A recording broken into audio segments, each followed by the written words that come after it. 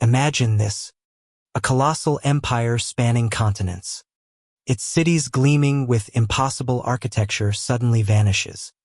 Not conquered by armies or fated by time, but deliberately erased, buried under layers of mud that swallow entire civilizations whole, leaving only cryptic maps and sunken ruins as clues to a cataclysm that rewrote our world. What force could orchestrate such oblivion? And why does it feel like the ground beneath our feet hides secrets that could shatter everything we know about history?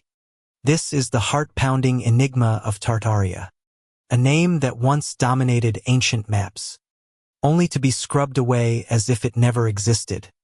But the evidence refuses to stay buried.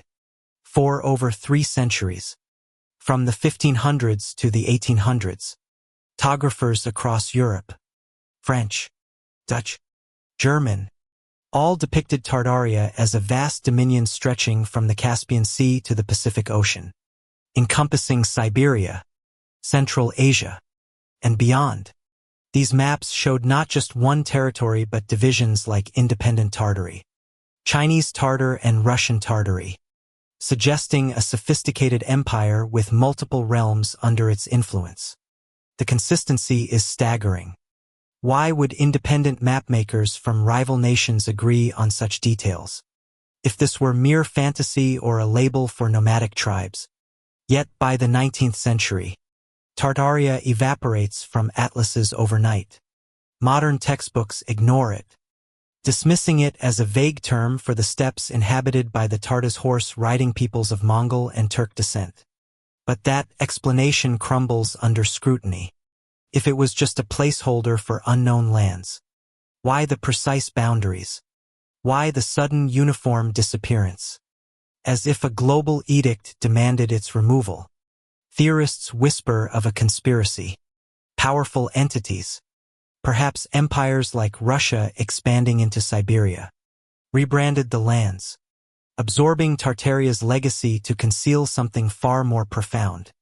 At the core of this vanishing act lies the Great Mud Flood, a theorized global catastrophe in the 1800s that didn't drown the world in water, but engulfed it in liquefied earth, burying cities feet deep in mud and debris. Imagine metropolises thriving one day, then silence the next under a flowing mire that hardened like concrete, preserving structures below while the surface was rebuilt atop the ruins. This wasn't a gradual sinking from urban development, as mainstream historians claim, paving over old roads, raising streets for sanitation. No, proponents argue it was a singular devastating event, possibly triggered by seismic forces, plasma discharges from the sky, or even engineered cataclysms to erase evidence of an advanced society. Look at Seattle. The famous underground reveals entire blocks of buildings in beneath modern streets. Their original ground floors now basement. Windows at sidewalk level, gazing up like relics from a lost age. Official accounts blame fires and plumbing wasps in the late 1800s leading to elevated roadways. But why the uniform depth of burial?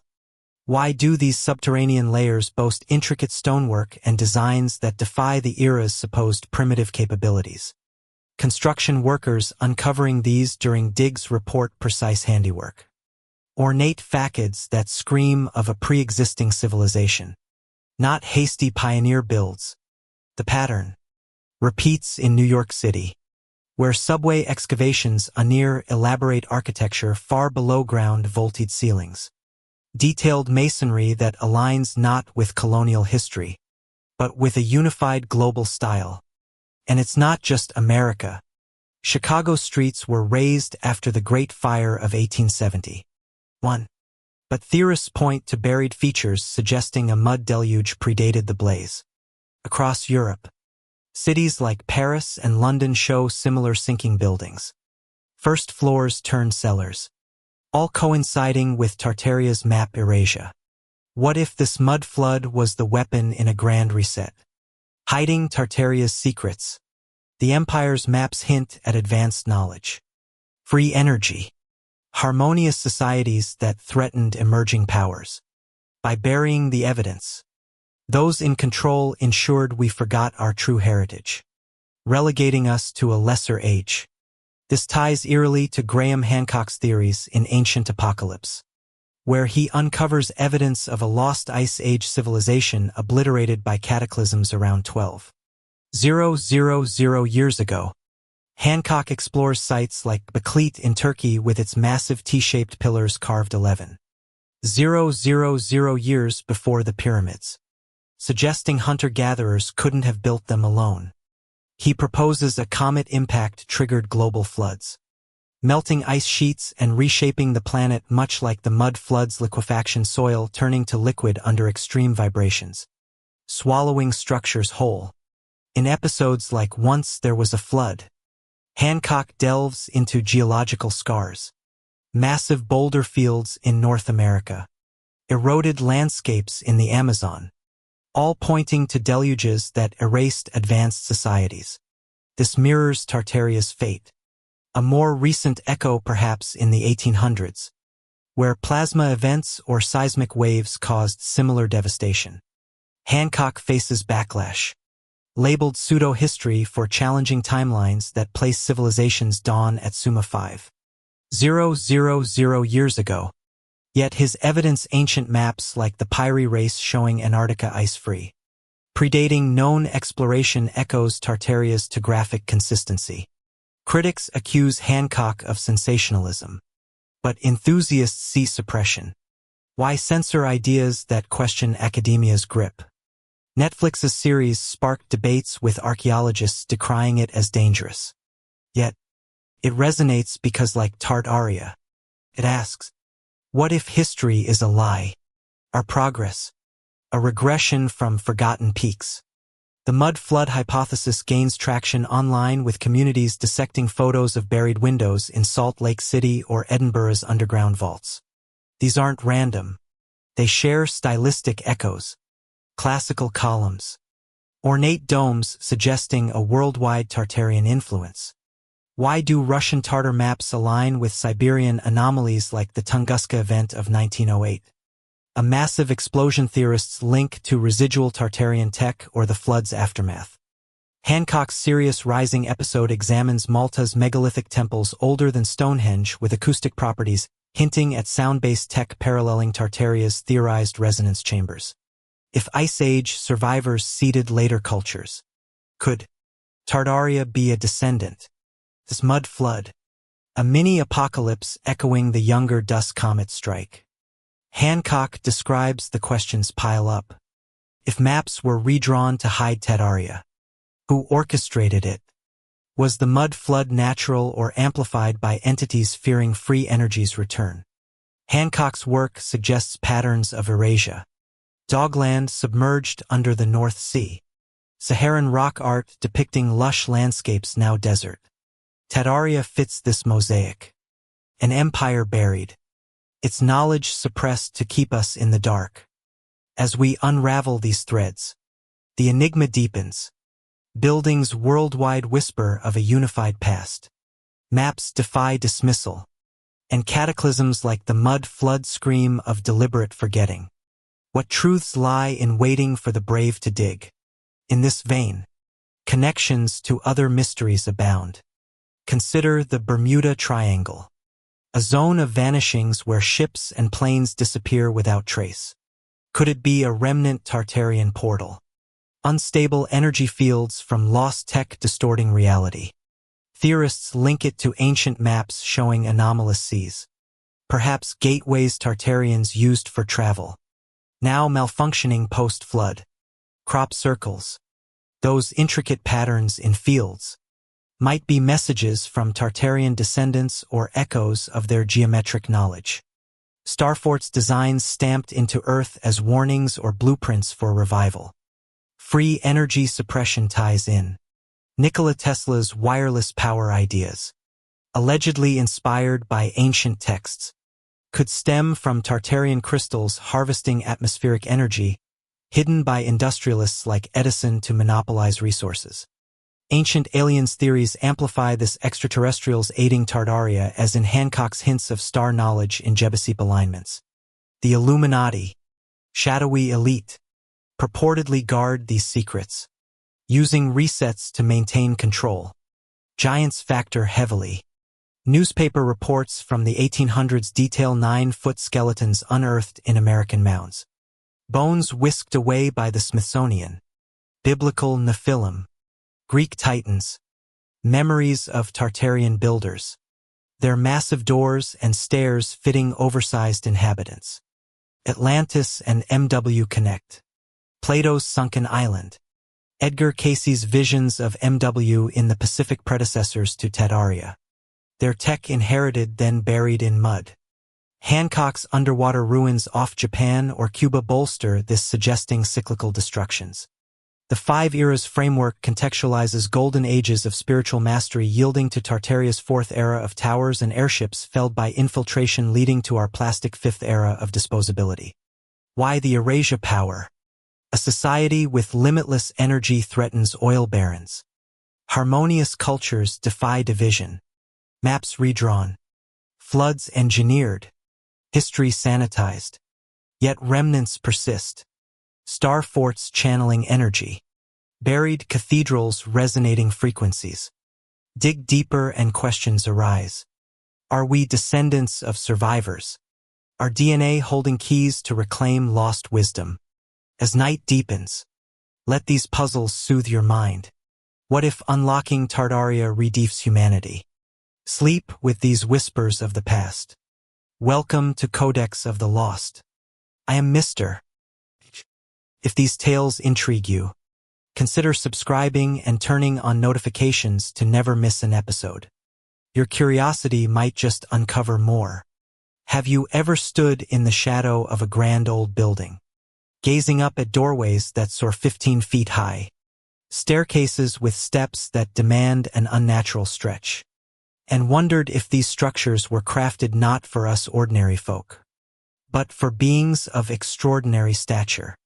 The architecture of what some call the Tartarian legacy beckons with such anomalies, pulling us into a realm where the line between myth and buried reality blurs, inviting us to question whether giants once walked the earth, shaping civilizations with hands that could cradle boulders like pebbles. Let us wander through these architectural marvels, starting with the opulent state capitals and opera houses that dot the landscapes of America and Europe, their designs echoing a precision and scale that defies the tools of their alleged builders.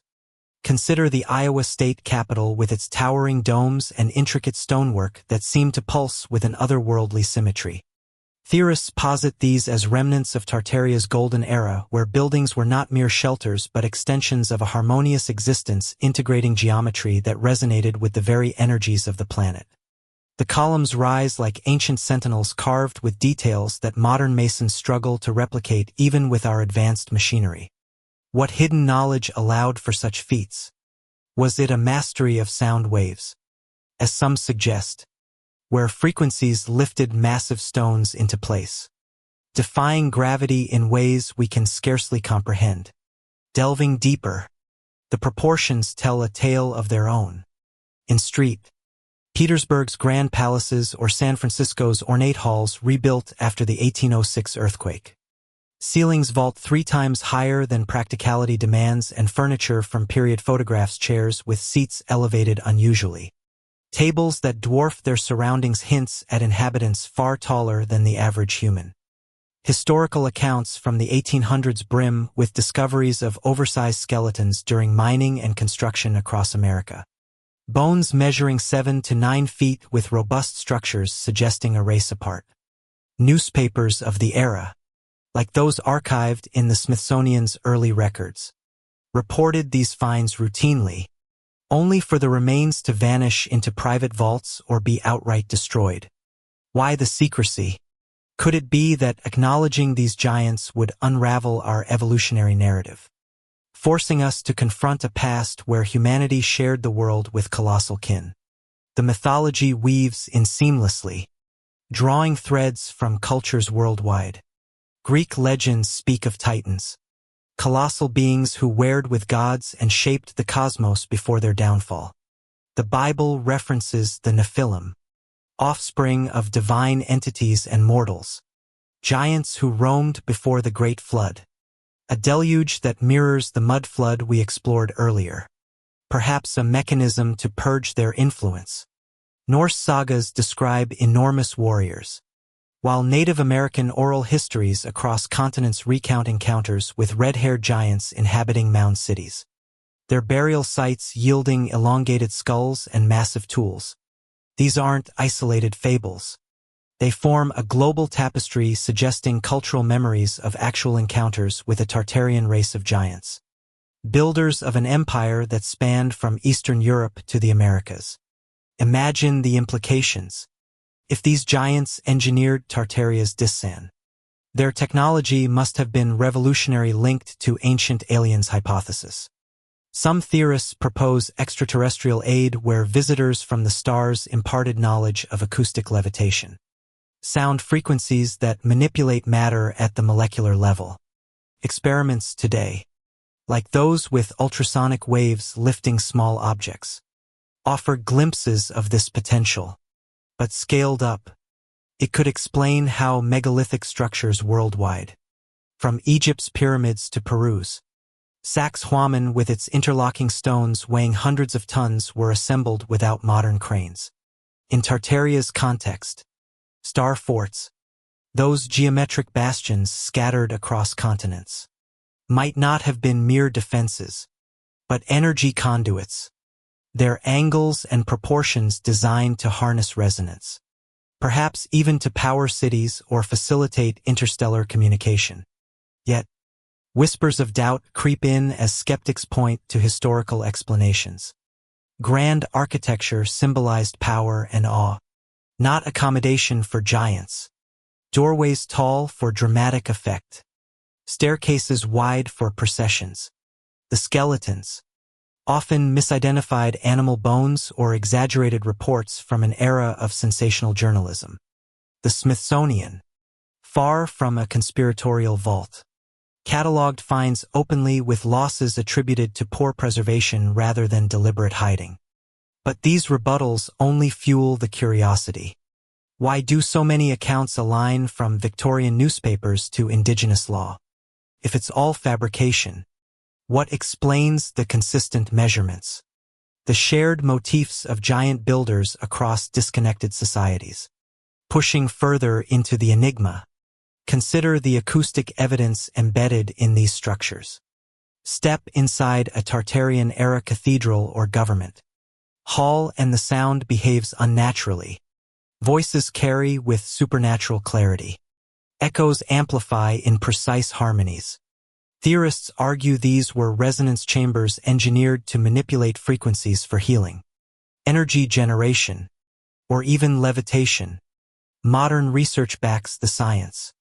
Somatics shows sound waves shaping sand into geometric patterns, while infrasound can alter water's properties or induce hallucinations. What if Tartarians, possibly giants with heightened sensitivities, mastered this centuries ago, using it to construct without brute force? Ancient aliens proponents extend this, suggesting beings from Orion or Syria seeded the tech, as depicted in Sumerian tablets or Egyptian hieroglyphs, showing elongated figures wielding staffs that hum with power. The architecture's global uniformity adds layers of intrigue, from Chicago's neoclassical wonders to Moscow's ornate facades. The style persists. Classical columns, domes that mimic celestial spheres, stonework with mathematical precision. How did disparate nations achieve such synchronization without modern communication? Unless, as the theory goes, it stemmed from a singular Tartarian source. Giants disseminating knowledge across their empire. Buried evidence supports this.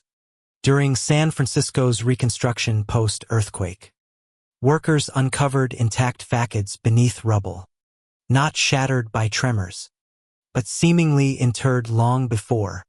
Similar finds in European digs reveal underground networks of halls with giant-scale features, fueling speculation of a subterranean refuge for these beings during cataclysms. Tying into broader mysteries, The giants linked to Atlantis and MW lost continents where advanced races perhaps the same lineage thrived before submersion. Plato's accounts describe Atlanteans as tall, technologically superior, their downfall echoing Tartaria's reset. Edgar Cayce's psychic readings of MW portray Pacific giants with crystal tech survivors scattering to seed new civilizations. Hancock's explorations in Ancient Apocalypse reinforce this with underwater anomalies off Bimini or Yonaguni resembling giant-built harbors carbon-dated to errors predating known history. Could Tartarian giants be descendants? Their architecture a faded echo of those submerged wonders. The conspiracy thickens with modern suppressions. Why do institutions like the Smithsonian restrict access to certain artifacts? Reports from whistleblowers claim vaults hold giant mummies, elongated skulls with unknown DNA markers. Ancient aliens theories posit government pacts with extraterrestrials to hide hybrid origins giants as experiments gone airy or guardians of forbidden knowledge. Crop circles. Those enigmatic field patterns might encode giant blueprints. Geometric echoes of Tartarian star firs appearing overnight as if stamped by invisible hands. What secrets do these discs hold? Were giants the architects of our world? Their legacy encoded in stone, waiting for us to resonate with the right frequency to unlock it. The proportions, the myths, the hidden bones, all converge on a narrative that challenges our diminutive view of history, urging us to look up, stretch further, and wonder if we are but shadows of a taller past. Venturing into specific sites amplifies the allure. Take the Palace of Fine Arts in San Francisco, a survivor of the 1915 exposition. Its colossal arches and lagoons, evoking a scale for beings twice our height. Photographs from the era show empty expanses but zoom in and anomalies appear figures that seem oversized. Blurred perhaps by deliberate editing. Theorists claim historical images were altered to normalize proportions, hiding the giant's presence. Similarly, in Russia's Hermitage Museum, vast halls with ceilings lost in shadow house artifacts like oversized armor dismissed as ceremonial but fitting 9-foot warriors. The sound technology angle fascinates endlessly. In Peru's Ollantaytambo, stones fit so tightly a razor blade won't pass. Acoustic tests revealing frequencies that ease their movement. If giants wielded this, Tartaria's empire becomes a symphony of construction. Airships humming in harmony with ground-based resonators. Ancient aliens link. UFO sightings over giant mound sites in Ohio's Serpent Mound, where electromagnetic anomalies spike, suggesting residual energy fields. Debunkers counter with grandeur for grandure's sake. Architects like those of the Beaux-Arts movement aim to inspire awe. Not house giants, skeletons, hoaxes, or pathologies like gigantism. Yet the persistence of reports from Lovelock Cave's redhead mummies to Sardinia's Nurag towers built for titans keeps the doubt alive. What if the explanations are the real cover-up? Academia's firewall against paradigm-shifting truths. As we peel back layers, the architecture reveals more. Hidden chambers in Egyptian pyramids with giant sarcophagi aligned to stars giants might have navigated. In Tartaria's frame, these are outposts. The empire's reach global giants bridging continents with tech that bent physics. The giant's downfall adds poignancy. Overwhelmed by smaller folk or cataclysms. Their knowledge fragmented into myths. Yet in our DNA, perhaps traces linger tall tales literal, urging us to reclaim heights lost. The dance stands, silent sentinels beckoning explorers to decode their scale, to imagine footsteps that shook the earth. As we ponder these colossal mysteries, I'm curious, where are you listening from tonight? And what time is it there? Let me know in the comments. And let's see how far these whispers of giants have traveled. Picture yourself soaring silently through the twilight skies aboard a colossal airship. Its hull gleaming under starlight, docking effortlessly with the spire of a towering dome that pulses with an invisible hum of energy. a vessel not powered by steam or fuel, but by the very ether of the atmosphere, harvested through crystals that shimmer like captured lightning. This isn't the stuff of science fiction novels. It's the tantalizing glimpse into Tartaria's lost technologies, where free energy flowed as abundantly as rivers, and star-shaped fortresses weren't built for war, but to channel the forces of the universe itself, bending sound and vibration into tools that could reshape reality. The allure of these innovations begins with the airship. Those majestic behemoths documented in grainy photographs and obscure patents from the late 1800s and early 1900s, often dismissed as primitive dirigibles prone to disaster like the Hindenburg. Yet delve into the accounts and a different picture emerges. Vessels capable of unlimited range, hovering with eerie stability, their envelopes not filled solely with hydrogen, but perhaps augmented by electromagnetic fields drawn from the air. Theorists speculate these were remnants of Tartarian engineering where crystal arrays amplified atmospheric electricity, allowing silent, efficient travel across continents. Imagine docking stations at top skyscrapers in cities like Tulsa or New York, as historical sketches suggest airships mooring to tall structures with precision, fing passengers and cargo without the roar of engines. Why do official histories downplay these capabilities, attributing them to early aviation experiments when eyewitness reports from the era describe lights and hums that hint at anti-gravity propulsion?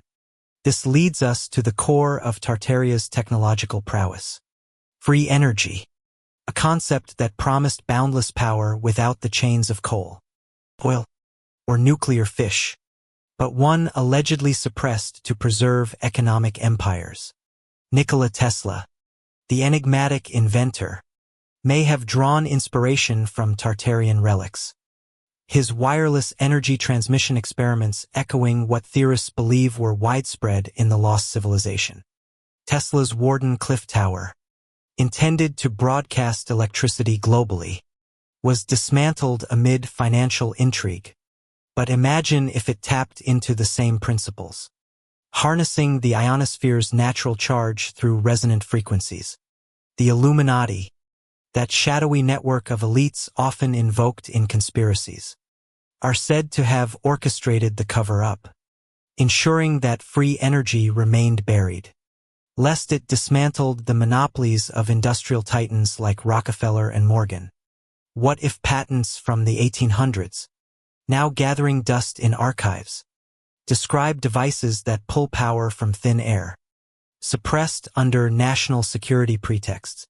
Crystal power forms another pillar of this mystery, with proponents claiming Tartarians utilized quartz and other minerals as amplifiers, creating grids that distributed energy wirelessly across vast distances. Ancient texts from Atlantis and MW precursors to Tartaria in some narratives describe similar tech crystals attuned to Earth's ley lines generating fields that powered entire cities. In modern echoes, experiments with piezoelectric crystals show how pressure produces electricity but scaled to Tartarian levels. These could have levitated stones or illuminated streets without wires. Why do we find massive quartz deposits near alleged Tartarian sites like in Siberia's remote expanses coinciding with unexplained electromagnetic anomalies? Could the Tunguska explosion of 1908 have been a malfunctioning crystal array releasing a blast that flattened forests but left no crater? Now turn your gaze to the star firs, those enigmatic geometric strongholds scattered across Europe, North America, and Asia. Their pointed bastions forming intricate patterns that defy simple military logic. Mainstream history labels them as Renaissance-era defenses against cannon fire designed by engineers like Vauban to maximize angles of fire. But peer closer and the geometry screams of deeper purpose. Proportions aligned with sacred mathematics. Angles that resonate with sound waves or electromagnetic fields. Theorists argue these were energy manipulators built to focus Earth's natural currents, perhaps generating power or even defending against cosmic threats. Step inside one like Belgium's Fort Eben Emiel or America's Fort Monroe, and feel the acoustic oddities sounds that amplify unnaturally echoes that form standing waves capable of influencing matter. The connection to cathedrals amplifies this intrigue, with their vaulted interiors acting as massive resonance chambers. In places like Nrame or Washington's national cathedral structures with Tartarian stylistic echoes, the architecture enhances frequencies in ways that border on the supernatural.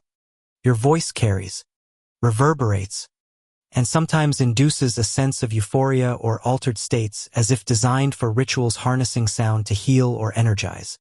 Recent studies in archoacoustics reveal how ancient sites like Malta's hypergyme use Helmholtz resonance to produce infrasound that affects brain waves. What if Tartarians, masters of this, used it not for sermons, but to power devices, levitate objects, or communicate across distances?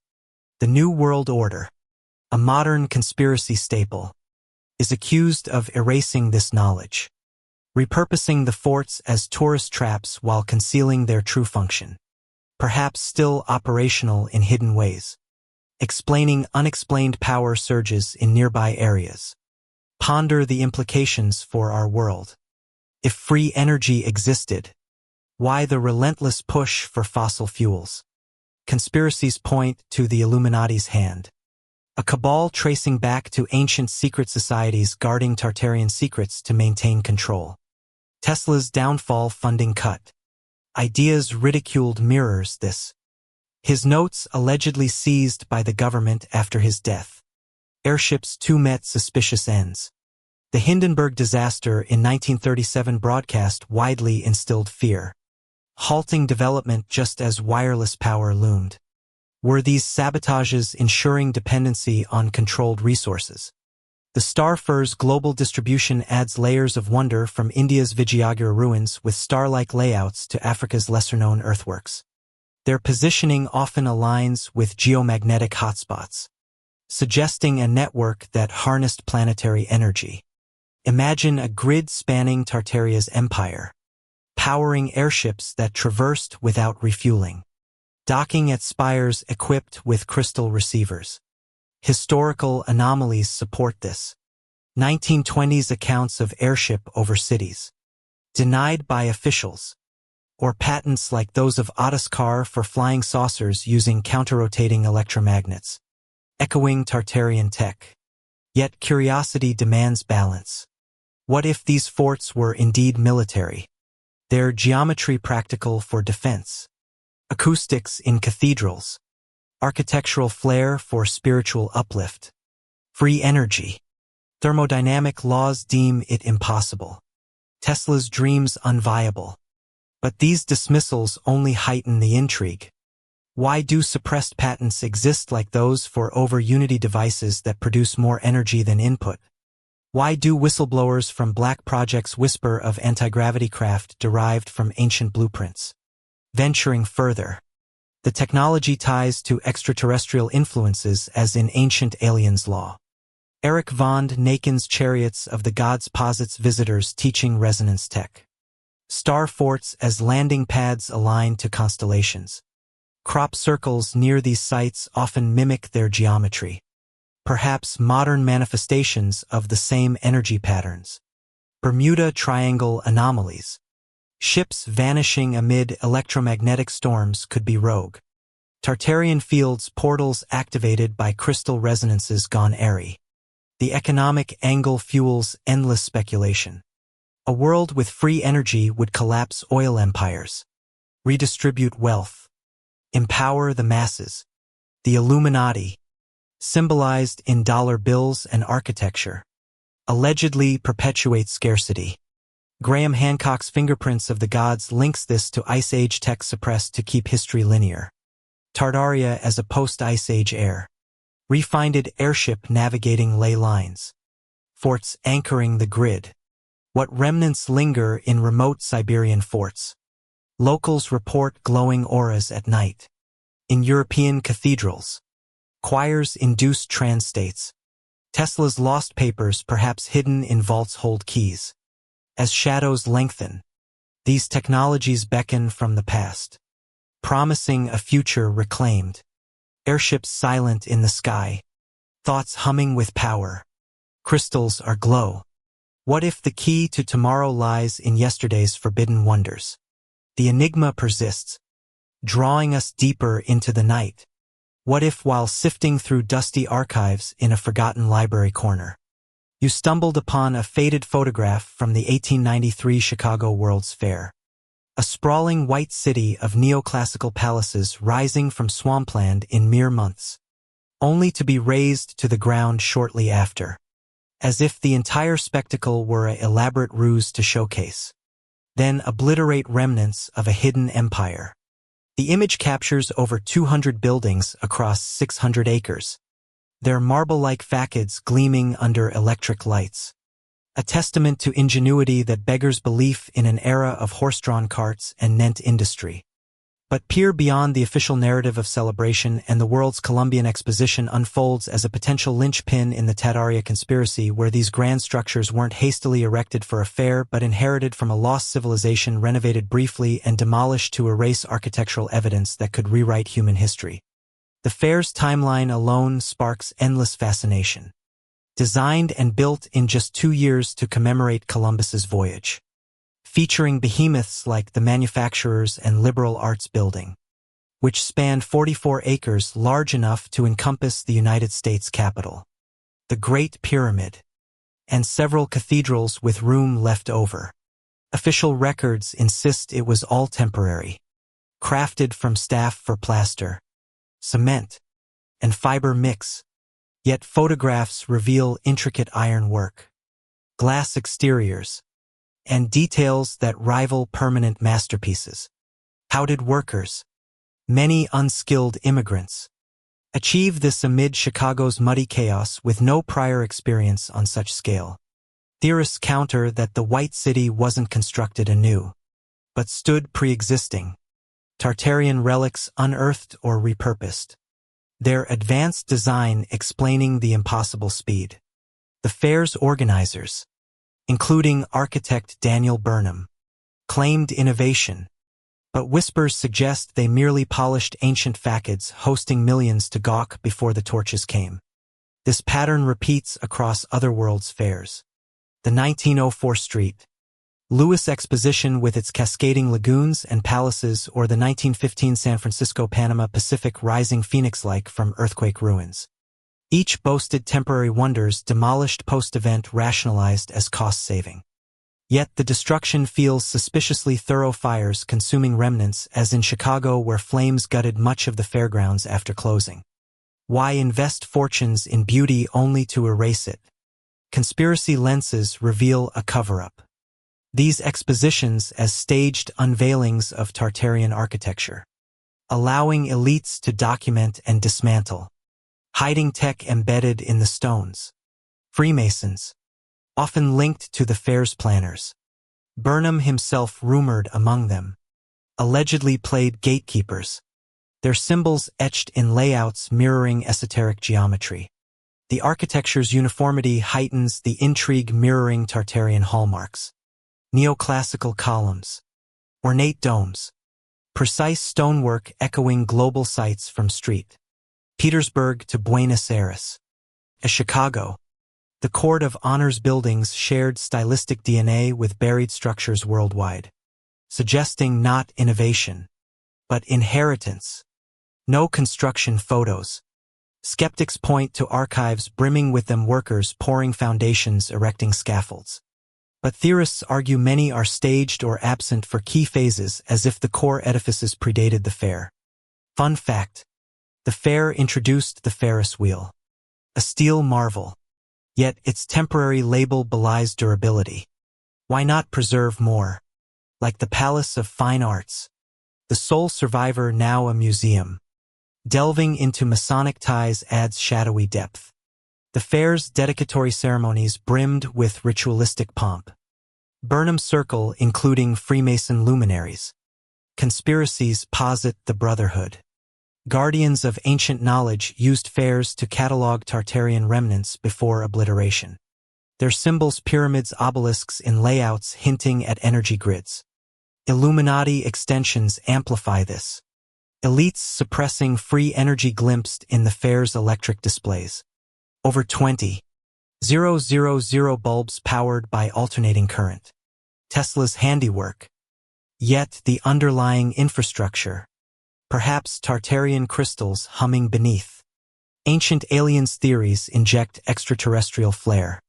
What if the fairs masked recovered alien tech buildings as reverse-engineered artifacts from starfaring visitors who aided Tartarians? Von Däniken style. The White City's rapid rise echoes Puma Punka's precision cuts impossible without levitation tools. UFO law ties in sightings over fairgrounds. Perhaps probes scanning remnants. The destruction to prevent public awakening as with Roswell's cover-ups. Yet the fair's innovations tantalized legitimately. It debuted zippers, Cracker Jackhack, even Aunt Jemima syrup, cultural touchstone amid architectural splendor. Debunkers emphasized staff material was cheap, quick drying, ideal for temporaries. Photos exist in libraries like the Chicago Historical Society showing dredges transforming Jackson Park swamps. The demolition practical structures unsafe long-term land repurposed for parks. But these explanations falter against anomalies. Why do fair photos show empty streets as if post-apocalyptic long exposures blurring crowds or hinting at staged emptiness?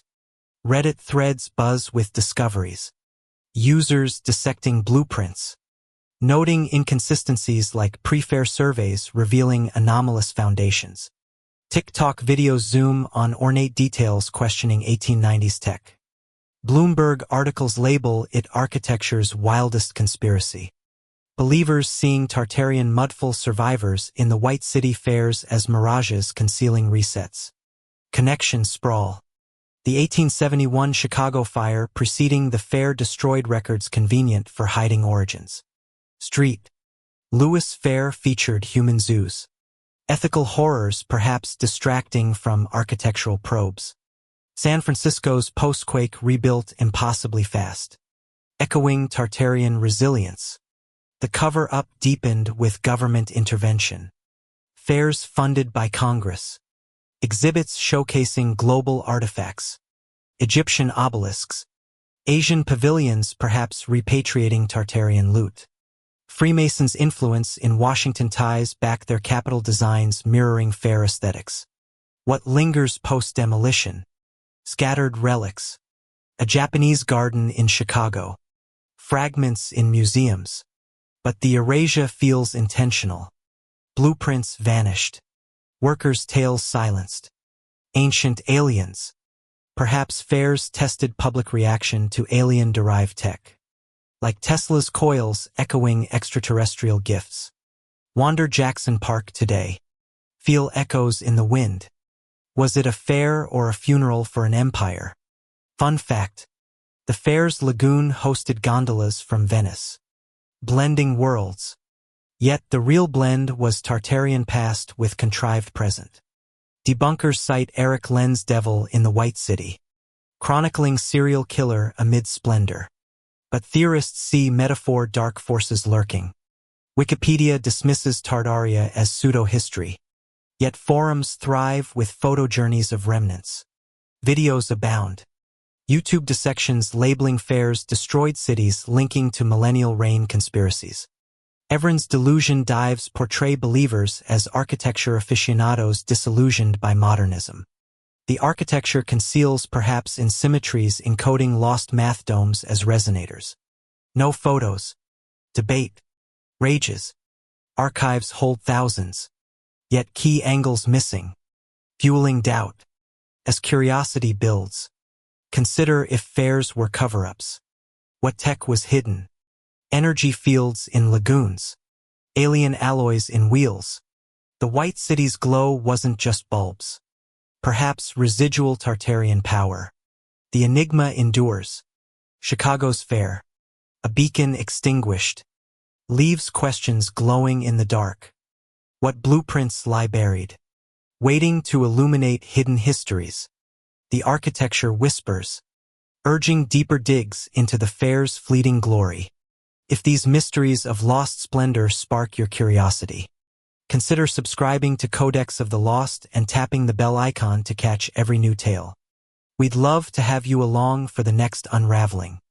Delve into the shadows of the 1800s, a century riddled with fires that devoured cities, earthquakes that cracked the earth, and pandemics that swept away millions of events chronicled as random tragedies. Yet, when viewed through the lens of Tartaria's downfall, they morph into orchestrated symphonies of destruction, components of a great reset designed to purge an advanced empire and reboot humanity under new control. The term reset evokes modern connotations of economic overhauls. But in this context, it harks back to a deliberate erasure where cataclysms weren't mere acts of nature, but tools wielded by shadowy forces to bury Tartaria's legacy, ensuring its technologies and harmonies faded into myth. The narrative ignites with the Great Chicago Fire of 1871, a blaze that engulfed 3 square miles, reducing ornate buildings to ash while sparing simpler structures in patterns that defy logic. A cow kicking over a lantern in Mrs. O'Leary's barn, the official tale goes, but theorists scrutinize the selective devastation, proposing plasma discharges from the sky, ethereal bolts mimicking lightning, yet leaving glassy residues on ruins. Plasma, that superheated state of matter, could explain the melted stonework unearthed in post-fire digs reminiscent of vitrified forts in Scotland or India where temperatures soared beyond conventional fires. Was this a targeted strike harnessing atmospheric energies to incinerate Tartarian holdouts? Their energy grids backfiring or sabotaged? The fire's timing, just decades after Tartaria's map vanishing, aligned suspiciously with urban rebirths that raised streets over buried layers, concealing mudfall teeming with unexplained artifacts. From there, the reset cascades into the San Francisco earthquake of 1906, a magnitude 7.9 tremor that toppled the city, followed by fires that consumed what remained yet amid the rubble. Workers uncovered intact facades and elaborate designs buried for decades, not shattered by quakes, but seemingly interred prior. Official seismology attributes it to the San Andreas Fault, but conspiracy circles invoke induced cataclysms, perhaps through harmonic resonance, weapons that amplified natural faults, liquefying soil in a localized mud flood. Eyewitnesses reported eerie lights in the sky pre-quake, akin to earthquake lights or plasma phenomena, fueling speculation of Tartarian tech misuse defensive grids turned against their creators. The rapid rebuild with jaw-dropping structures emerging in years.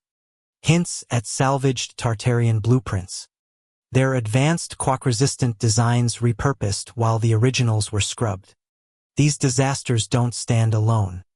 They weave into a tapestry of global upheavals, including the Tunguska event of 1908 in Siberia, Tartaria's heartland, where a massive explosion flattened 800 square miles of forest without a crater, attributed to a meteor, but theorized as a malfunctioning Tartarian energy device or retaliatory strike.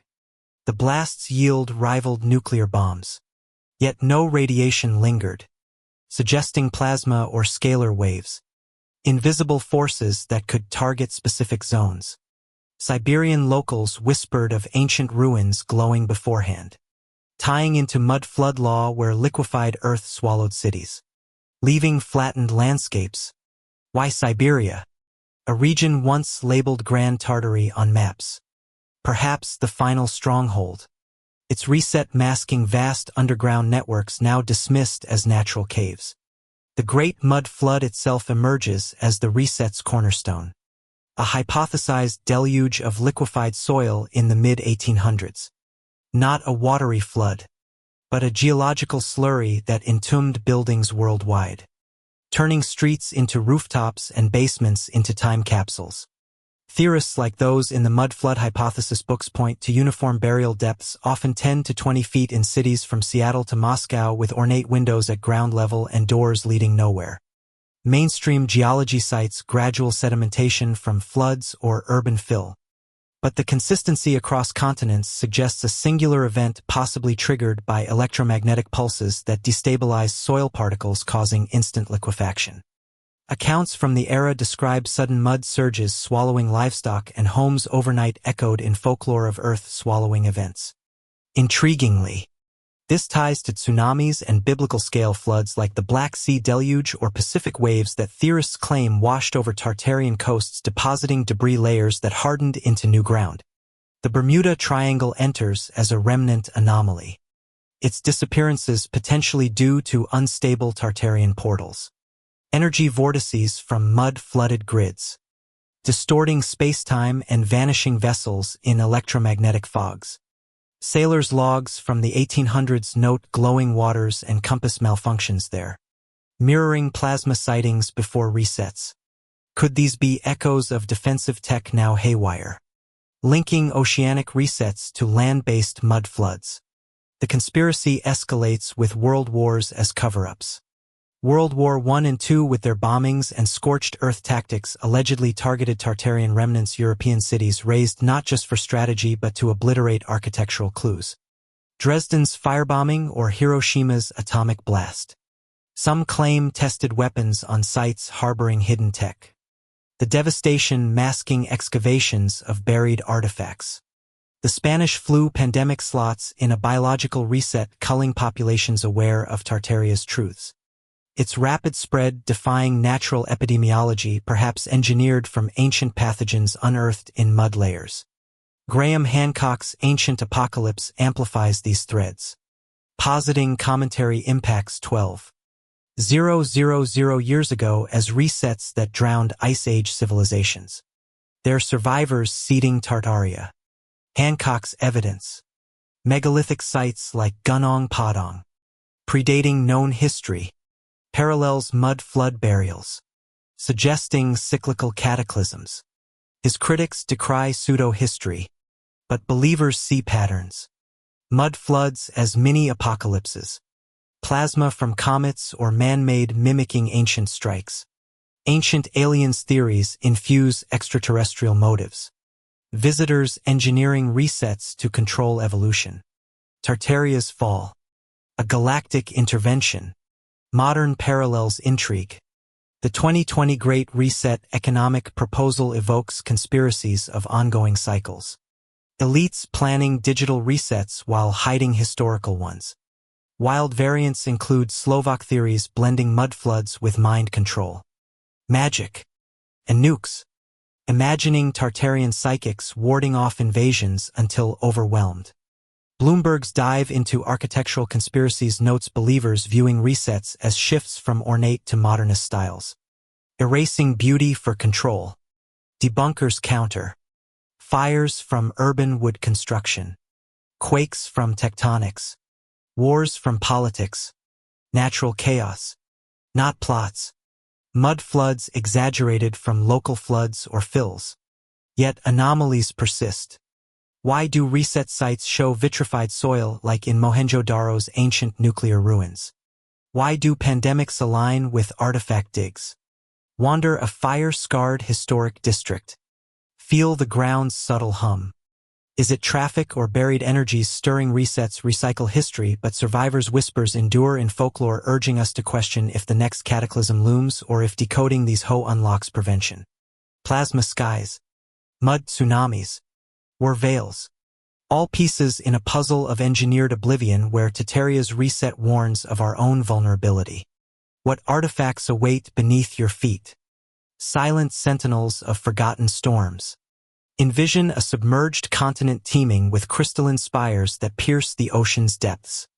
Their glow illuminating underwater gardens where beings of luminous wisdom harness the tides for eternal power. Only for cataclysmic waves to swallow it all. Scattering survivors across the globe to seed new empires. Their knowledge fragmenting into whispers carried by the winds.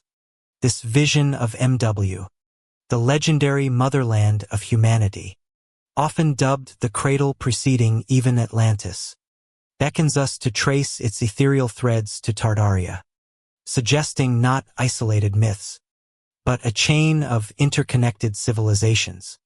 each building upon the ruins of the last. Their shared secrets veiled by time and deliberate obscurity. M.W. First popularized by 19th-century occultist James Churchward through ancient tablets, he claimed to decipher in India emerges as a Pacific paradise predating known history by tens of thousands of years. A land of advanced harmony where telepathy and levitation were commonplace. Pyramids served as energy beacons and society flourished without conflict. Churchward's knuckle tablets described MW as spanning from Easter Island to the Marianas. Its people colonizing the world before a pole shift and volcanic upheaval sank it. Survivors fleeing to places like Peru, Egypt, and what would become Tartaria's domains. The intrigue lies in the parallels. Muse crystal tech mirrors Tartaria's theorized atmospheric energy harvesting. Both civilizations allegedly mastering free power that defied scarcity. Their downfall tied to geological upheavals. Echoing the mud floods liquefaction horrors. Churchward's accounts. Dismissed by scholars as fabrications inspired by Mayan glyphs and Hindu mysticism. Gain renewed life in conspiracy circles linking MW to Lemuria. A hypothetical landmass proposed by 19th-century biologists to explain similar fauna across Indian and Pacific Oceans. Lemuria. Reimagined by theosophists like Helena Blavatsky as a spiritual haven of root races. Blends with MW in narratives of ancient mothers. Their descendants forging Atlantis in the Atlantic before its own submergence around 12,000 years ago, as Plato chronicled in Timaeus and Critias. Plato's tale drawn from Egyptian priests depicts Atlantis as a naval powerhouse with concentric rings of water and land. Advanced metallurgy. And a hubris that invited divine wrath via earthquakes and floods. But what if Atlantis wasn't the end? But a bridge moving refugees establishing it. Then Atlantean survivors migrating eastward to seed Tartaria. The connections spark endless speculation. Tartaria's vast Asian expanse. Once mapped as encompassing Siberia to the Pacific. Aligns with MU's eastern fringes, where survivors might have integrated with local peoples. Erecting star firs as echoes of Mu's geometric energy grids. Edgar Cayce. The Sleeping Prophet. Schneeled visions of Mu's destruction around 50,000 years before Christ. Is people scattering to Gobi Desert region's prime Tartarian territory carrying knowledge of pyramids that functioned as power plants. Much like those in Giza or Bosnia. Theorized as Tartarian outposts. Cayce's Atlantis. Sinking 10,000 years before Christ. Sent waves of immigrants to Yucatan and Europe. But some narratives merge timelines. Proposing Tartaria as a post-Atlantean federation. Blending Mu's spiritual tech with Atlantean engineering. This fusion fuels theories of a unified ancient network where crop circles. Those enigmatic agrarian artworks appearing overnight in fields worldwide. Serve as messages from Muvian or Atlantean descendants embedded in Tartaria's lineage. Often geometric replicas of star firs or pyramid alignments. These formations exhibit plasma-like burns and node elongations inexplicable by human hoaxes, suggesting electromagnetic imprints from lost devices. In Wiltshire, England, near ancient megaliths, circles mimic Atlantis's rings. In Siberia, patterns evoke Mu's solar symbols. Ancient aliens enthusiasts like those in Giorgio Tukos's documentaries posit extraterrestrials as the common thread, visitors gifting anti-gravity to MW refined in Atlantis, then guarded in Tartaria until resets scattered the wisdom. Plato's accounts, potentially censored or allegorized to hide truths, resonate with Tartaria's mappers. Both civilizations scrubbed from records. Their advanced navies and architectures reduced to fables. Egyptian priests told Solon of Atlantis's war with Athens 9,000 years prior. But timeline shift in conspiracies, perhaps compressed by church rewrites, as in Anatoly Furco's New Chronology, which compresses history and links Tartaria to medieval canets echoing Mu's vastness. The Catholic Church accused in videos like Tartaria, Dinda, EST of fabricating centuries to control narratives might have suppressed MW and Atlantis tales to centralize biblical origins. Burying pagan mothers in heresy. Survivors' sagas add poignant layers. Muse refugees per case reached Mount Shasta in California, where underground cities persist in law. Lemuran crystals humming in caverns. Tartaria as air could house similar enclaves in Siberian taiga. Explaining shamanic traditions of spirit worlds and energy manipulation. Peruvian Insur with their cyclopean walls at Saxaean claim descent from solar gods. Movians, their gold-sheeting temples akin to Atlantean auriculum. Graham Hancock's explorations in America before uncover Clovis-era sites with Atlantean echoes suggesting transoceanic voyages predating Columbus, perhaps Tartarian fleets navigating postum routes. Romanian Tartaria tablets, clay artifacts from 500 before Christ with proto-writing hint at Presumerian scripts, potentially Movian relics washed to Europe.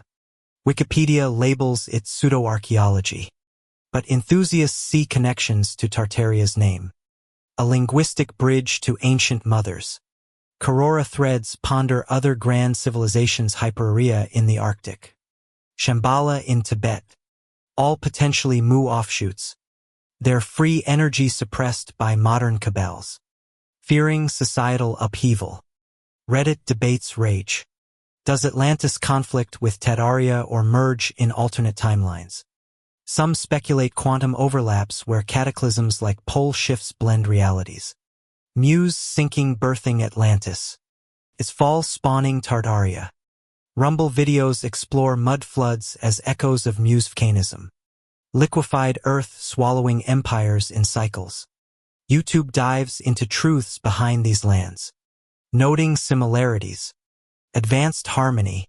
Sudden vanishes. Survivor diasporas seeding myths. Historical blindness debunks Tartaria as hogwash. A lost empire born of map misunderstandings. But even skeptics acknowledge allure. Why do global legends converge on sunken mothers? All that's interesting details. Tartaria's scrubbing paralleling Atlantis's fade from fact to fiction. Never was lists lost cities. Grouping MW. Lemura. Atlantis. Tartaria as romantic escapes from mundane history. The enigma deepens. Explore Easter Island's Moai Muse sentinels staring seaware. Their basalt echoing Tartarian monoliths or Yanaguni's underwater steps off Japan. Atlantean ruins per some Muvian per others. Ancient aliens. Susilo's links Anunnaki to all gods engineering humanity across mothers. What if decoding these connections unlocks dormant potentials? Telepathy from MW, navigation from Atlantis. Energy from Tartaria. Survivors' bloodlines mingle in us. Crop circles as calls to awaken. The mothers whisper through ruins urging curiosity. Are we echoes of greater wholes? Our world a fragmented heirloom? Pole shifts loom in prophecies. Casey foretold California's sinkage mirroring Muse fate. Trace Tartarian maps to hidden hubs. These mothers birthed us. Their secrets seeding futures untold. What legacies await rediscovery? Bridging lost eras to our own. The puzzle invites pieces scattering like diaspora. Beckoning assembly in the quiet hours. In the hushed annals of biblical prophecy. Two names echo like thunder across desolate plains. Gog and Magog. Harbingers of apocalyptic chaos. Tribes destined to unleash hordes upon the world in a final cataclysmic surge. But what if these aren't mere allegories of distant barbarians, but veiled references to a tangible force that once clashed with Tartaria's grandeur, invading through shimmering portals that bent the fabric of reality itself? Ancient texts from Ezekiel to Revelation paint them as northern invaders, walled off by Alexander the Great's legendary barriers. Yet modern conspiracies reframe them as demonic entities or alien overlords. Their realm overlapping the vast expanses of Siberia, heartland of the erased Tartarian Empire, where UFO sightings flicker like spectral warnings, and the 2014 Sochi Olympic ceremony allegedly encoded their triumph in symbolic spectacle. Biblical scholars have long debated Gog and Magog's identity. Ezekiel 38 describes Gog as a prince of Mesk and Tubal leading armies from the remote north to assail Israel.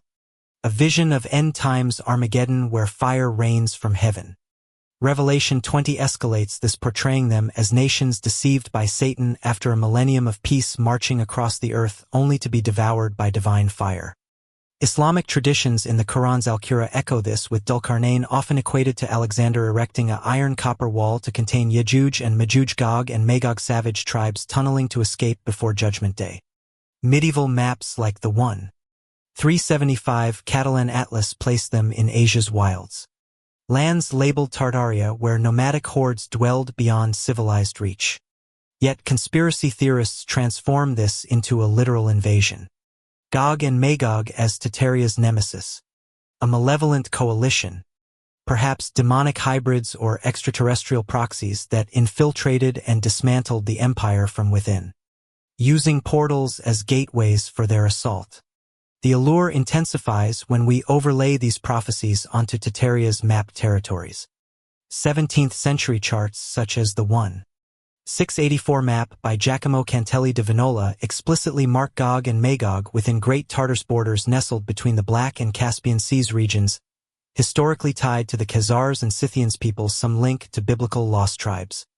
Posts on platforms like X highlight these topographic clues, suggesting Tartaria itself embodied Gog and Magog, a biblical evil empire erased by victors who rewrote history to cast it as the antagonist in end times law. One user shares a 684 map enlargement pinpointing Gog and Magog in Siberian expanses, complete with grave sites of Tartarian kings, implying a royal lineage demonized as apocalyptic foes. Another ties it to the Tunguska event of 98. A massive Siberian explosion, flattening forests, perhaps the final strike against Tartarian remnants. An energy weapon blast mistaken for a meteor. Could these tribes represent Tartaria's diverse ethnic groups? Turks, Mongols, Tartars, branded as satanic hordes by conquering narratives. Their advanced society recast as biblical villains. This demonic framing spirals into extraterrestrial territories where Gog and Magog morph into alien invaders breaching portals, Stargate-like gateways theorized in ancient myths and modern pseudoscience. The Iraqi Stargate conspiracy, popularized in the early 2002, claims Saddam Hussein unearthed a portal in Ziggurat, a device for interdimensional travel guarded by Anunnaki gods, prompting the U.S. invasion to seize it. Similarly, Sri Lanka's Ranasuwana features a stone Stargate chart interpreted as a code for unlocking cosmic doors, its symbols aligning with global ley lines. In Tartaria's saga, these portals become invasion points. Gog and Magog as otherworldly forces slipping through rifts in Siberia, where UFO sightings abound. Reports from the 2010 second describe orbs and disks over Lake Bal, ancient Tartarian territory, with locals recounting metallic hums and vanishing crafts, echoes of demonic incursions, or alien beachheads. TikTok videos amplify this, linking Siberian anomalies to Tartarian defenses breached by portal tech. Perhaps stargates like those in SG-1 mythology, where wormholes connect galaxies. The 2014 Sochi Olympics opening ceremony catapults this into contemporary intrigue. A lavish spectacle theorists dissect as a coded retelling of Tartaria's fall to Gog and Magog. Held in Russia, modern heir to Tartarian lands. The ceremony featured floating structures morphing into rings, one famously malfunctioning, interpreted as a deliberate portal glitch symbolizing breached gateways. Sequences depicted a harmonious city threatened by dark forces emerging from voids, triumphant at first, but ultimately overwhelmed, mirroring Tartaria's initial victories against external threats before internal corruption. Russian television docked the ring failure, fueling cover-up claims, while the events, controversies, doping scandals, anti-gay laws distracted from alleged subtext. Putin-era nods to suppressed history.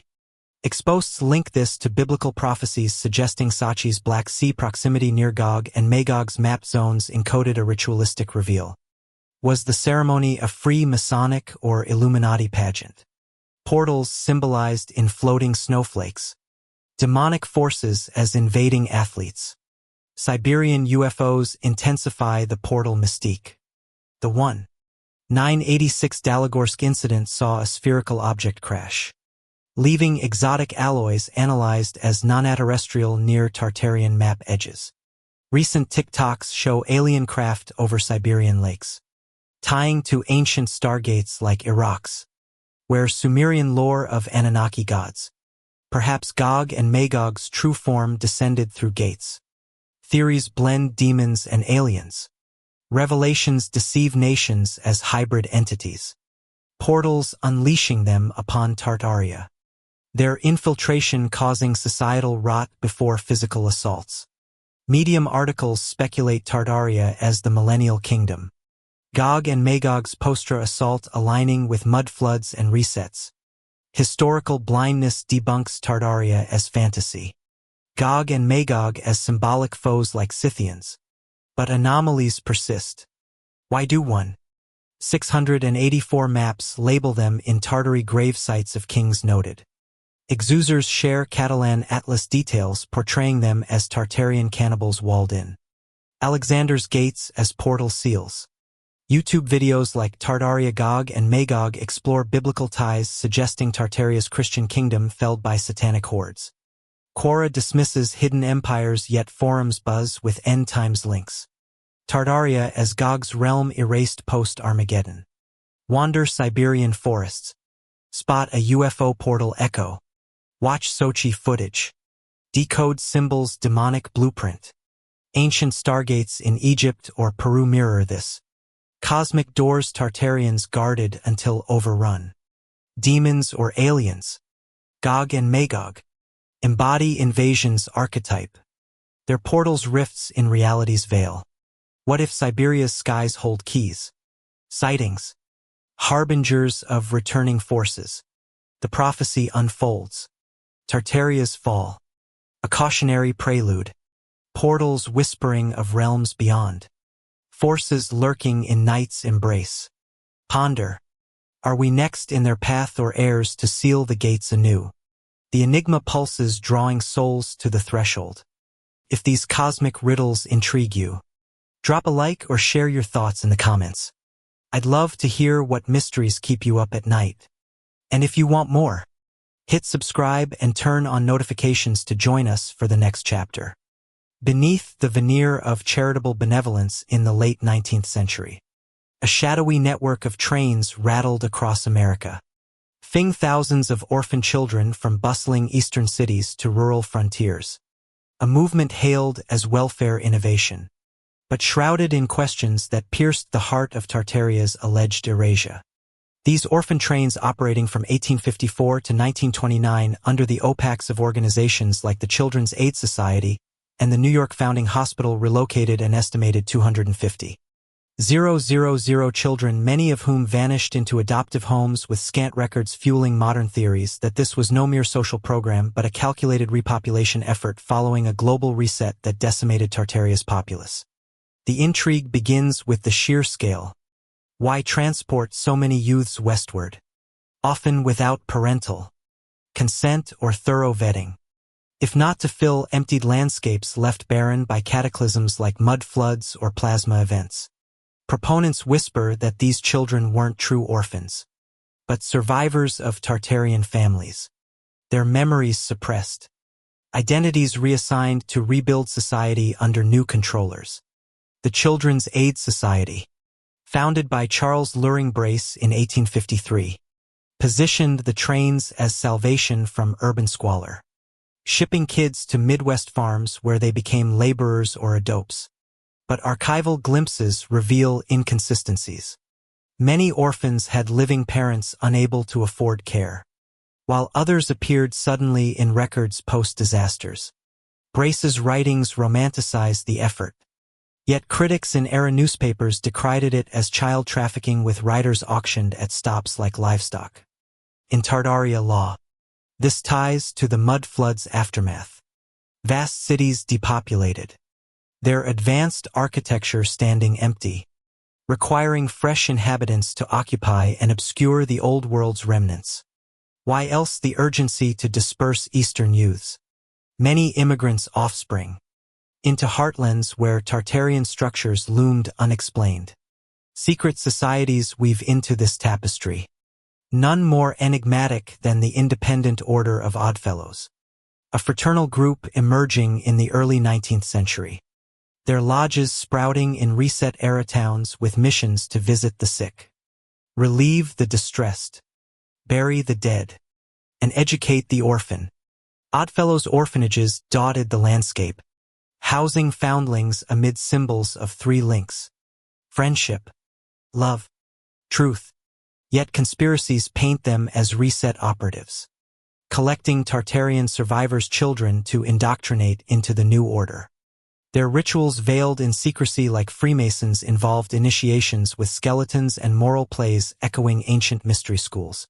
Freemasons, with their square and compass emblems on Tartarian-like buildings, are accused of orchestrating the trains, their networks facilitating child distribution to repopulate ghost cities.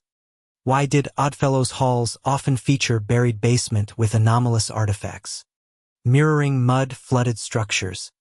The Cabbage Patch Baby phenomenon adds bizarre layers. In the late 19th century, World's Fairs showcased incubator exhibits with premature infants displayed like curiosities allegedly sourced from orphan trains. These infantoriums, like at the 1904 Street Lewis Exposition, saved lives, but sparked rumors of cloned or manufactured children repopulating post-reset voids. Folklore tied babies to cabbages, a fertility symbol, but conspiracies link it to Tartarian biotech, where advanced gestation mimicked nature to replenish wiped populations. Empty city photos from the era. Streets devoid of life despite grand architecture suggest post-cataclysmic desolation. Trains filling the vacuum with amnesiac youths. Long exposure explains blurred crowds. But theorists counter why no static figures if cities bustled.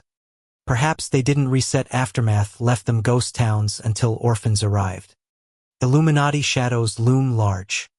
That elusive cabal blending Freemasonic roots with global control agendas, allegedly using societies like Oddfellows to orchestrate resets.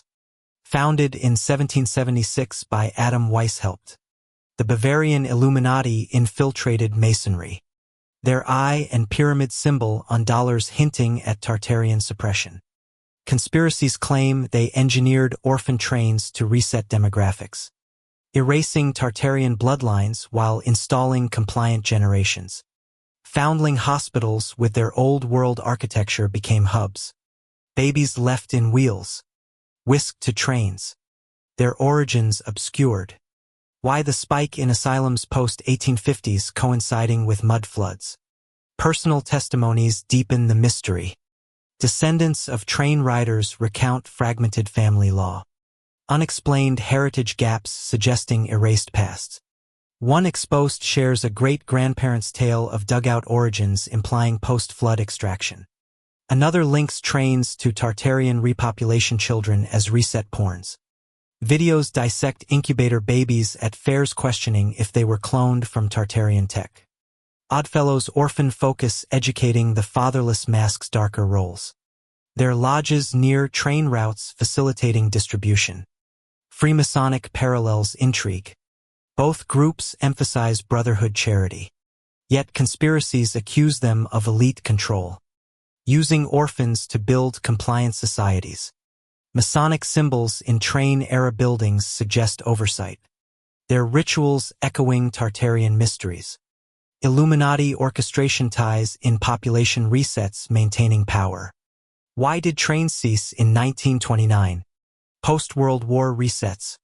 Australian home children mirror this. Shipped from Britain to colonies. Repopulating post-reset lands. Global pattern. Orphans as reset tools. Societies like Oddfellows as handlers. Empty photos. Post-reset desolation. trains importing life. Debunkers cite welfare motives. But anomalies persist. Undocumented kids. Abusive placements. Society's secrecy fuels doubt. Oddfellow skeletons in rites hint darker truths. Freemasons' influence in government suggests coordination. The puzzle tantalizes trace ancestry. Uncover train links hidden Tartarian roots. Cabbage myths persist. Fairs birthing repopulation law. Illuminati's hand. Resetting humanity. One child at a time. What family secrets await tying to lost empires? The enigma unfolds. Trains whistles echoing forgotten cries. Suppose you find yourself in a dimly lit online forum at midnight. Scrolling through heated debates where one side brandishes historical maps and architectural blueprints as irrefutable proof of a hidden empire, while the other counters with scholarly articles and geological data, dismantling the narrative piece by piece. Yet neither fully quells the lingering doubt that perhaps, just perhaps, the truth lies in the gray area between fact and fabrication. This is the essence of the Tartaria debate. A clash where pseudo-history meets rigorous scrutiny, forcing us to weigh the allure of a grand conspiracy against the sobering weight of evidence. All while pondering if education systems worldwide are guardians of knowledge or gatekeepers of secrets. On one hand, the debunkers present a compelling case rooted in historical records and linguistic evolution, arguing that Tartaria was never a unified advanced empire, but rather a broad archaic term used by European crafters to label the vast, largely unknown regions of Central Asia and Siberia. From the 13th century onward, Tartari or Tartaria encompassed territories inhabited by nomadic groups like the Tartars, Mongols, and Turks, stretching from the Caspian Sea to the Pacific Ocean. Maps from the 1500s to the 1800s, such as those by Giacomo Cantelli d'Avonola or Giovanni Botero, consistently depicted it not as a singular civilization with towering technologies, but as a patchwork of Canadas and steppes, often colored vaguely to denote mystery rather than mastery. The Russian Geographical Society has explicitly debunked the conspiracy, sharing numerous historical maps that show Tartary as a placeholder for areas under Mongol influence or later Russian expansion, emphasizing that its disappearance from modern atlases simply reflects improved geographical knowledge and the decline of the term as borders solidified. Skeptics like those on the Skeptoid podcast or in Bloomberg articles point out that the theory's origins trace back to Russian pseudoscience, particularly Anatoly Furko's New Chronology from the 1970s, which radically compresses timelines to discredit Western history and elevate Russian nationalism. Fenko's ideas, popularized by occult writers like Nikolai Levashev, portray Tartaria as a suppressed real Russia ignored by the West, a narrative the society dismisses as extremist fantasy. They highlight how the addition of an extra R to Tatar evoked Tartarus, the Greek hell, biasing Europeans to view the region as barbaric, not brilliant. This linguistic prejudice combined with ignorance of Asian history birthed the myth. But well-documented accounts from travelers like Marco Polo or Russian explorers reveal no evidence of free energy domes or giant builders, only nomadic herders and Canadas. The mud flood hypothesis, central to the conspiracy, crumbles under geological scrutiny. Proponents claim a global deluge of liquefied soil in the mid-1800s buried Tartarian cities, leaving basements as former ground floors and windows at sidewalk level. Yet experts attribute these buried buildings to practical urban development. Streets raised for sanitation, as in Seattle's 1889 regrading after fires and floods, or Chicago's post-1871 fire elevations to combat sewage issues. No widespread geological evidence supports a singular, planet-wide mud event. Instead, local floods, volcanic ash, or human engineering explain anomalies. Discover magazine articles note how conspiracy believers misinterpret 19th century construction techniques, like using staff plaster over wood for temporary World's Fair buildings as proof of ancient origins, ignoring archives brimming with photos of scaffolding and workers. Giants, Another pillar. Fare no better in the light of science. Reports of 9-foot skeletons from 1800s newspapers often proved hoaxes or misidentified mammoth bones, with the Smithsonian clarifying that no such remains exist in their collection's losses due to poor preservation. Not conspiracy. Evolutionary biology confirms human height averages haven't drastically changed. Gigantism cases like Robert Wadlow were rare anomalies. Not a race. Biblical Nephilim or Greek Titans are mythological cultural explanations for natural wonders or fossils, not historical fact. As Wikipedia entries on pseudo-history _ these claims ignore Asia's documented history, from the Mongol Empire's conquests to Siberian indigenous cultures, reducing rich narratives to fantasy. Graham Hancock's Ancient Apocalypse on Netflix, often cited by believers as validation, faces similar debunking. Hancock posits Ice Age cataclysms, erased advanced societies, linking sites like Göbekli to lost knowledge. But archaeologists criticize it for cherry-picking data and ignoring radiocarbon dating that places go at 11,000 years ago. Built by hunter-gatherers, evolving complexity. The Society of American Archaeology condemned the series as pseudoscience, arguing it undermines indigenous histories by attributing achievements to mysterious others. Claims of censorship. Netflix facing backlash stem from scholarly pushback, not suppression. Hancock's books sell millions. Hardly hidden. Education systems come under fire in the conspiracy, accused of hiding ancient truths to maintain control. Teaching a Eurocentric timeline that dismisses alternative civilizations. Believers question why curricula gloss over Asian history, focusing on Greece and Rome, suggesting deliberate omission to perpetuate Western dominance. Yet debunkers counter that education evolves with evidence. Tartar's hiding reflects its obsolescence as a term, not malice. Dangers lurk here. Pseudo-history fosters distrust in institutions, as Net Research warns, leading to extremism where benign theories like Tartaria morph into supremacist narratives, romanticizing a pure past erased by impure forces. Why the consistency in old maps? If merely fake, photographers copied each other, perpetuating errors like California's island depiction until surveys corrected them. Education's hiding might be oversight, not conspiracy. But what if curricula do prioritize certain histories, marginalizing others?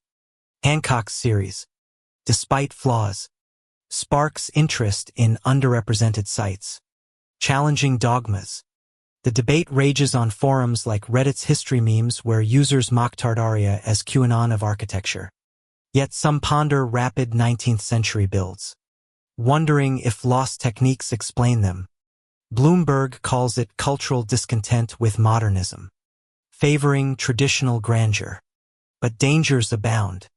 Pseudo-history erudice trust, as in anti-vax parallels, slowing science by demanding proofs for established facts.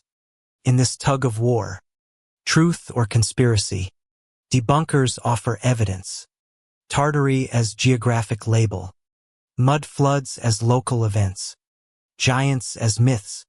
But believers counter with anomalies, uniform architectural styles globally, suppressed patents, education's gaps. Perhaps the real danger is polarization, where questioning becomes dismissal, curiosity curbed by ridicule. As threads unravel, consider if Tartaria's fake. Why the emotional pull? A yearning for lost wonder in a disposable age, or subtle truths in the pseudo-history. Hayes overlooked civilizations, censored inquiries. Hancock's censorship via critiques highlights tensions. Academia's gatekeeping versus open exploration. Education hides. Curricula evolves slowly, but online echo chambers accelerate myths. Dangers of pseudo-history. Get notes. It supports extremism like Hyperorian narratives tying to white supremacy, romanticizing Aryan pasts erased by others. Yet, Maps consistency intrigues copied errors or hidden unity. Why ancient sites like Beckley challenge timelines education slow to integrate Netflix's backlash truth censored or pseudoscience called out if education conceals what motives control narratives as Fenko claimed for Russia or innocent oversight. In this fray perhaps hybrid truth Tartary real as region but myths reveal deeper yearnings lost tech harmonious pasts dangers real conspiracy eritus facts breeds division but question if all debunked why persistent appeal education's fault hiding diverse histories or human need for mystery in mundane worlds the learn endures facts clashing with fancies inviting deeper dives what if peeling layers reveals not conspiracy but overlooked stories or validates doubts unveiling systemic hides. Curiosity beckons. Scrutinize maps. Challenge texts, weigh evidences, in debunks light, conspiracy dims, but shadows remain, whispering possibilities. The quest continues, balancing skepticism with wonder, truth emerging from the fray. As we draw the veil on this exploration of Tartaria's shadowed legacy, consider the quiet persistence of its echoes in our modern world. Not as relics gathering dust in museums, but as living threads woven into the fabric of possibility, inviting us to envision a future where the lost harmonies of an ancient empire might yet be reclaimed. The Dissan of Tartaria, scattered like stardust across continents, manifests in subtle anomalies that challenge our everyday perceptions. Star forts that hum with unexplained electromagnetic pulses during solar flares. Ancient domes where compasses spin erratically. And ruins where visitors report fleeting visions or unexplained warmth, as if psychic imprints linger in the stone. These aren't mere tourist curiosities. They whisper of a civilization that balanced technology with the soul, offering hope that we too might transcend our current age of division and rediscover the unity that once powered a global renaissance. The survivors of Tartaria's fall. Those resilient souls who emerged from the mud floods and plasma storms, carried fragments of that world into ours, perhaps encoded in folklore, genetic memories, or even the subtle architecture of our cities. Historical accounts often dismissed as tall tales speak of wanderers from the East arriving in Europe and America in the early 19th century bearing unusual artifacts. Crystal shards that glow under moonlight, maps etched with unfamiliar constellations, and tales of airship that danced with the aurora. These could be the descendants seeding hope through oral traditions that evolved into myths of hidden kingdoms like Shambhala or Agartha. Inner Earth realms where Tartarian knowledge endures. Modern psychics and remote viewers in sessions documented on Fringe podcasts claim contact with these echoes. Visions of towering figures teaching free energy principles, urging humanity to avoid the cycles of collapse that failed their forebears. This cycle, as outlined in the Five Eras theory, portrays history not as linear progress, but as recurring waves. Golden ages of enlightenment crashing into resets of oblivion. Each time, humanity clawing back with less than before.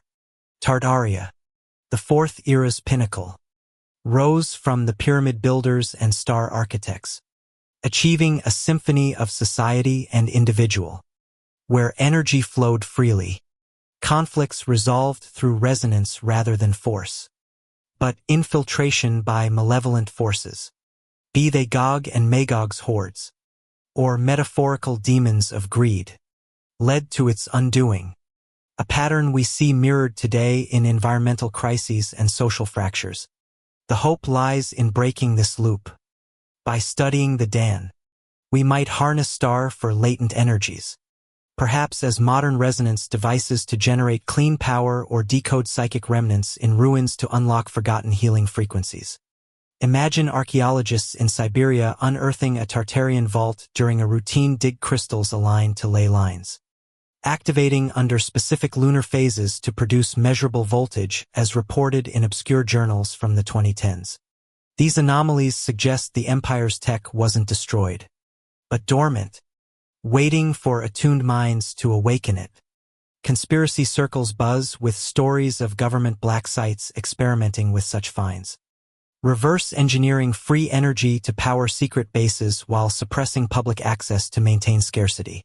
Yet, this sparks optimism. If whistleblowers and independent researchers can replicate these, as seen in YouTube demos of homemade Tesla coils drawing ambient power, we stand on the cusp of reclaiming that legacy, transitioning from our plastic fifth era to a renewed golden dawn. The psychic remnants add an intimate layer of wonder. Visitors to sites like the Bosnian pyramids or Scottish vitrified forts report vivid dreams post-visit. Reliving Tartarian daily life. Communities gathering under domes that amplified thoughts for collective problem-solving. Airship fing across borders without barriers. These aren't hallucinations. Parapsychology studies, though controversial, document elevated theta brain waves in such locations, hinting at imprinted consciousness. Hope blooms here. If we can tap these echoes through meditation or tech like BOF feedback devices, we might access blueprints for sustainable living, avoiding the hubris that doomed previous eras. Education plays a pivotal role in this reclamation. Current systems accused of hiding alternative histories could evolve to include Tartaria's lessons teaching cycles of rise and fall to foster resilience. Imagine curricula incorporating Hancock's cataclysm theories alongside standard timelines, encouraging students to question and innovate. The danger of pseudo-history leading to misplaced trust or extremism is real. Online communities from Reddit's Tartaria threads to Discord servers debating mudful evidence already embody this hope. Crowdsourcing analyses that challenge dogmas and propose solutions like community energy grids inspired by star firs. The Dan extends to cultural artifacts. Folk music from Siberian tribes with melodies that induce trance states. Perhaps remnants of Tartarian sound tech or crop circles mimicking ancient geometries. Interpreted as messages from survivors' descendants urging unity in a world grappling with climate change. Rising seas echoing Atlantis' fall. We might draw hope from Tartaria's adaptive spirit. Their airship symbolizing mobility in crisis. Their crystals prefiguring solar innovations. Yet, the path forward demands caution. Reclaiming free energy could disrupt economies, sparking resistance from entrenched powers as seen in suppressed patents for over-unity devices. Conspiracy warnings of a new reset loom. But hope counters with collective action. Grassroots movements. Building off-grid communities. Experimenting with resonance tech to heal environments scarred by industrial excess. As descendants of survivors, our DNA may hold keys. Genetic studies revealing unexplained markers in Eurasian populations. Perhaps Tartarian legacies enhancing intuition or resilience. Psychic explorations like those in Casey's readings suggest Akashic records accessible to all. Blueprints for a harmonious future. In this tapestry of Dan and aspiration, Tartaria stands not as a lament but a beacon. Its cycle-breaking potential alive in anomalies, myths, and our innate curiosity.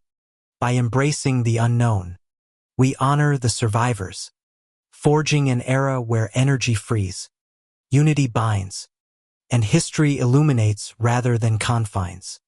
As the threads of Tartaria's enigma weave toward closure, let us linger on the resilient sparks that endure, not as fading embers of a forgotten fire, but as beacons illuminating paths to renewal, where the Empire's scattered dissent might ignite a collective awakening, transforming our fractured present into a tapestry of reclaimed potential. These remnants, etched into landscapes and psyches alike, offer more than historical curiosities. They embody a blueprint for hope, urging us to transcend the cycles of collapse by harnessing the very energies that once powered an enlightened age, turning whispers of the past into roars of innovation for tomorrow. The star firs, those geometric enigmas dotting the globe from Europe to the Americas, stand as prime exemplars of this enduring legacy structures that even in ruin exhibit anomalies hinting at untapped power. Modern investigators armed with electromagnetic field detectors have recorded unexplained surges during geomagnetic storms at sites like Fort Monroe in Virginia or the Citadel of Besançon in France, where readings spike as if the fort's angles still channel ambient forces. Theorists speculate these are dormant generators designed by Tartarians to draw energy from Earth's ley lines, perhaps reactivatable with contemporary tech like piezoelectric enhancements. Imagine communities retrofitting these forts into microgrids, producing clean electricity that powers local homes without fossil fuels. A direct reclamation of free energy principles suppressed for centuries. Hope flickers here. Pilot projects in remote areas. Documented in obscure engineering journals, experiment with similar geometries yielding small but promising outputs, suggesting we could scale this to combat climate woes, breaking the dependency on scarcity-driven systems.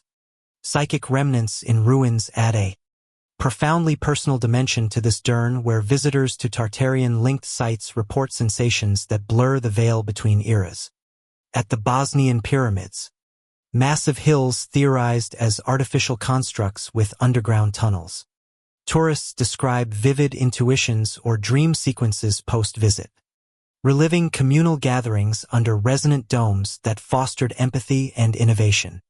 Parapsychological studies, though fringe, note elevated alpha brain waves in these locations, as if the stone holds imprinted consciousness from a time when society prioritized spiritual harmony alongside technological prowess. This sparks optimism. BOF feedback apps and meditation retreats at such sites could unlock these echoes, teaching modern minds to access collective wisdom for conflict resolution or creative breakthroughs. What if therapy sessions in ancient cathedrals with their acoustic chambers harnessed these remnants to heal societal divides? Echoing Tartaria's balanced ethos. The hope extends to reclaiming free energy, a cornerstone of Tartaria's alleged advancement, where atmospheric and crystal tech provided boundless power without environmental toll.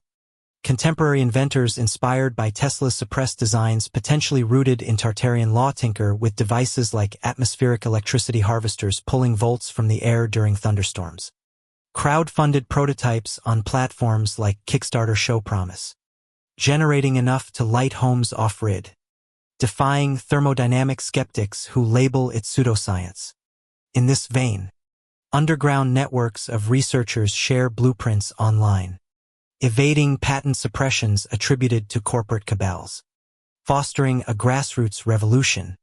Imagine a world where every rooftop mimics a Tartarian dome, capturing solar and etheric energies to fuel equitable societies, breaking the cycle of resets by democratizing power, ensuring no elite can hoard it as before. Survivors' legacies infuse this vision with human warmth.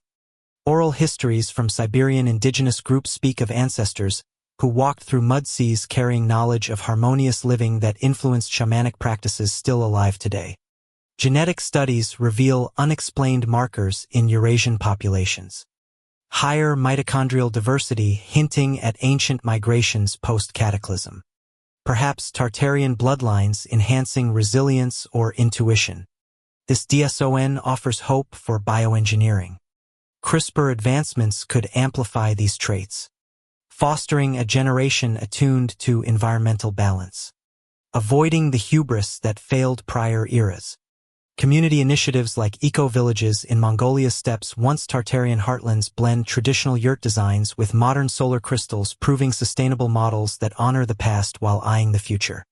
The 5 Eras framework provides a philosophical anchor for this optimism, portraying our plastic 5th era as a transitional phase ripe for evolution into a 6th, where we synthesize lessons from golden predecessors.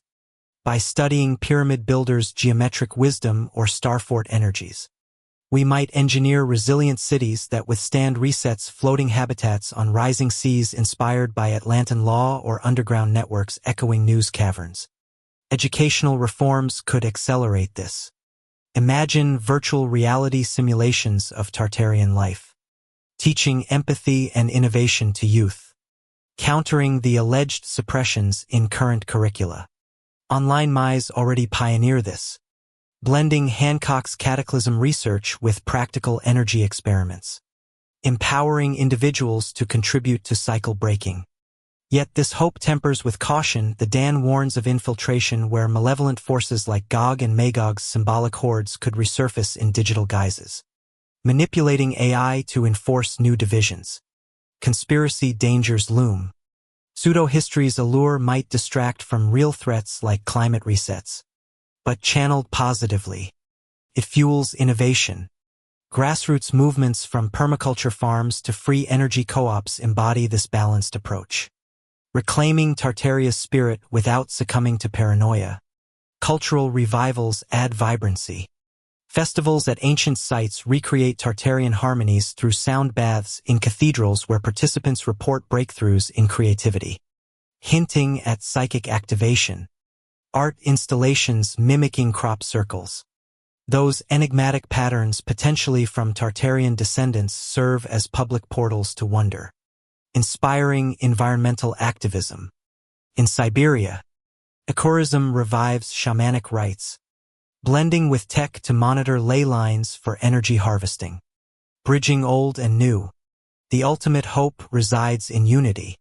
Tartaria's Dan teaches that societies thrive when individual and collective align. A lesson for our polarized world. By decoding ruined psychic whispers through apps analyzing EVP recordings at forts, we might foster global dialogues, turning anomalies into shared discoveries. What if international collaborations unearthed sealed vaults, revealing blueprints for anti-gravity airships, propelling humanity to stars while healing Earth? As inheritors of this legacy, we stand at a crossroads, succumb to cycles or forge ahead, reclaiming free energy to power equitable futures. The anomalies persist, glowing crystals in museums, humming forts under storms, reminders that hope isn't lost, but latent, awaiting our spark.